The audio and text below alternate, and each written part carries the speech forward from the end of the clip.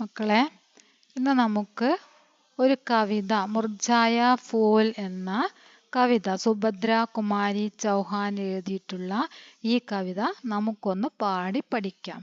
Okay, മുർജായ Phool. Subhadra Kumari ചൗഹാനാണ് മുർജായ Phool എന്ന കവിത എഴുതിയത്.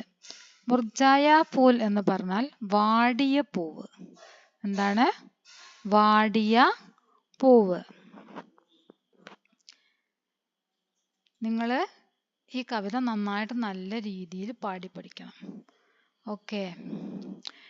ये मुरझाया हुआ फूल है, ये मुरझाया हुआ फूल है, इसका हृदय दुखाना मत. ये मुरझाया हुआ फूल है, इसका हृदय दुखाना मत. स्वयं बिगड़ने वाली उसकी पंखुड़ियां बिगड़ाना मत. स्वयं बिगड़ने वाली उसकी पंखुड़ियां बिगड़ाना मत. गुजरो अगर पास से इसके, गुजरो अगर पास से इसके, इसे चोट पहुंचाना मत. गुजरो अगर पास से इसके, इसे चोट पहुंचाना मत. जीवन की अंतिम घड़ियों में देखो इसे रुलाना मत. जीवन की अंतिम घड़ियों में देखो इसे रुलाना मत. अगर हो सके तो डंडी, अगर हो सके तो डंडी बूंदें टपका देना प्यारे. अगर हो सके तो डंडी बूंदें टपका देना प्यारे.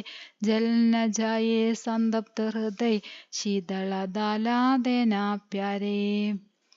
जल न जाए संतप्त हृदय शीतल डाला देना प्यारे. മുർജായ ഫൂൽ എന്ന കവിത നമുക്ക് നോക്കാം. മുർജായ ഫൂൽ വാടിയ പൂവാണ്. ഇത് സുഭദ്ര കുമാരി ചൗഹാനാണ് എഴുതിയിരിക്കുന്നത്.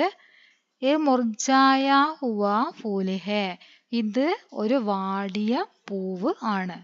ഇസ്കാ ഹൃദയ ദുഃഖാനാമത്, ഇതിന്റെ ഹൃദയത്തിനെ ദുഃഖിപ്പിക്കരുത്. ദുഃഖാന ദുഃഖിപ്പിക്കുക, മത്ത് അരുത്. ഇതിന്റെ ഹൃദയത്തിനെ ദുഃഖിപ്പിക്കരുത്. വാടിയ പൂവായ ഇതിന്റെ ഹൃദയത്തിനെ ദുഃഖിപ്പിക്കരുത് എന്നാണ് കവി പറഞ്ഞിരിക്കുന്നത്. സ്വയം ബിഗർനെ വാലി ഉസ്കി പങ്കുടിയാം ബിഗരാനാമത്. സ്വയം ചിതറാനിരിക്കുന്നത്, സ്വയം താഴെ വാടി വീഴാനിരിക്കുന്ന പൂവിന്റെ ഇതളുകളെ എന്ത് ചെയ്യരുത്? ചിതറിക്കരുത്. ബിഗരാന പറഞ്ഞാൽ ചിതറിക്കുക. സ്വയം ചിതറാനായി നിൽക്കുന്ന പൂവിന്റെ ഇതളുകളെ ചിതറിക്കരുത് എന്നാണ് കവി പറഞ്ഞത്. ഗുസരോ അഗർ പാസ് സെ ഇസ്കെ, ഗുസർന പറഞ്ഞാൽ കടന്നു പോവുക. ഈ പൂവിന്റെ അരികിലൂടെ കടന്നു പോകുന്ന സമയത്ത് ഇസേ ചോട്ട് പഹുഞ്ചാനാമത്, ചോട്ട് പറഞ്ഞാൽ മുറിവ്, മുറിവേൽപ്പിക്കുക. ഇസേ ചോട്ട് പഹുഞ്ചാനാമത്, ഇതിനെ മുറിവേൽപ്പിക്കരുത്. ഈ പൂവിന്റെ അരികിലൂടെ നിങ്ങൾ കടന്നു പോകുന്ന സമയത്ത് അതിനെ മുറിവേൽപ്പിക്കരുത് എന്നാണ് കവി പറഞ്ഞിരിക്കുന്നത്. ജീവൻ കി അന്തിം ഗഡിയോ മേം ദേക്കോ ഇസേ രുലാനാമത്. ജീവൻ കി അന്തിം ഗഡിയോ മേം, ജീവിതത്തിന്റെ അവസാന നിമിഷത്തിലുള്ള ദേക്കോ ഇസേ രുലാനാമത്, നോക്കൂ അതിനെ കരയിപ്പിക്കരുത്. അതായത് ആ പൂവ് അതിന്റെ ജീവിതത്തിന്റെ അവസാന നിമിഷത്തിലാണ് ഇരിക്കുന്നത്. അതിനെ എന്ത് ചെയ്യരുത്? രുലാനാമത്, അതിനെ കരയിപ്പിക്കരുത്. അഗർ ഹോ സകേ തോ ഡണ്ടി ബൂന്തേം ടബക്കാ ദേനാ പ്യാരെ. അഗർ ഹോ സകേ തോ, നിങ്ങൾക്ക് സാധിക്കുമെങ്കിൽ, നിങ്ങൾക്ക് കഴിയുമെങ്കിൽ, ഡണ്ടി ബൂന്തേം, ഡണ്ടി ബൂന്തേ പറഞ്ഞാൽ തണുത്ത തുള്ളികൾ, തണുത്ത വെള്ളത്തുള്ളികൾ. ടബക്കാ ദേനാ പ്യാരെ, ടബുക്കന പറഞ്ഞാൽ ഉറ്റിക്കുക. അതായത് നിങ്ങൾക്ക് പറ്റുമെങ്കിൽ നിങ്ങൾ എന്ത് ചെയ്യണം? വെള്ളത്തുള്ളികൾ സ്നേഹത്തോടു കൂടിയിട്ട് തളിച്ചു കൊടുക്കണം. തളിച്ചു കൊടുക്കുക, ഇറ്റിച്ചു കൊടുക്കുക എന്നൊക്കെ പറയും ടബക്ക പറഞ്ഞാൽ. ജൽ ന ജായേ സംതപ്ത ഹൃദയ ശീതളത ല ദേന പ്യാരേ. അവരുടെ ഹൃദയത്തിലെ ശീതളത കൊണ്ടുവരണം എന്നാണ് പറഞ്ഞത്.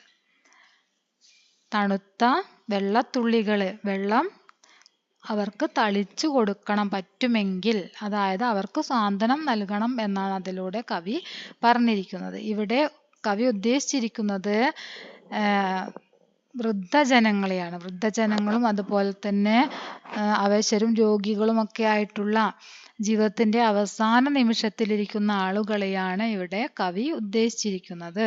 അവരെ നമ്മൾ എന്ത് ചെയ്യണം? സ്നേഹത്തോടെ അവരെ നമ്മൾ പരിചരിക്കണം. അവർക്ക് ദുഃഖമോ വേദനയോ ഒന്നും നൽകരുത്.